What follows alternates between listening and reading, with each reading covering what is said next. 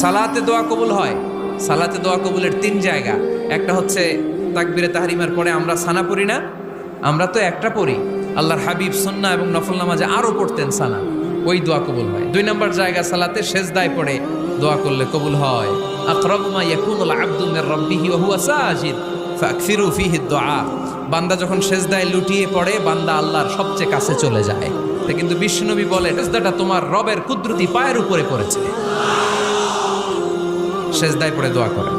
সালাম ফিরানোর আগে বিশ্বনবী দোয়া করতেন, লা ইউসাল্লিমান্না আহাদুকুম হাত্তা ইয়াতাআওয়াযা মিন আরবা'a। আল্লাহর হাবিব বললেন 4 জিনিস থেকে পানাহ না আছে আমার কোন উম্মত যেন সালাম না ফিরায়। তারা যেন পড়ে আল্লাহুম্মা ইন্নী আউযু বিকা মিন আযাবিল কবর, আউযু বিকা মিন আযাবি জাহান্নাম, আউযু বিকা মিন ফিতনাতিল মাহইয়া ওয়াল মামাত, আউযু বিকা মিন ফিতনাতিল মাসিহিদ দাজ্জাল। আল্লাহ কবরের আযাব থেকে বাঁচাও, আল্লাহ জাহান্নামের আগুন থেকে বাঁচাও, আল্লাহ জীবন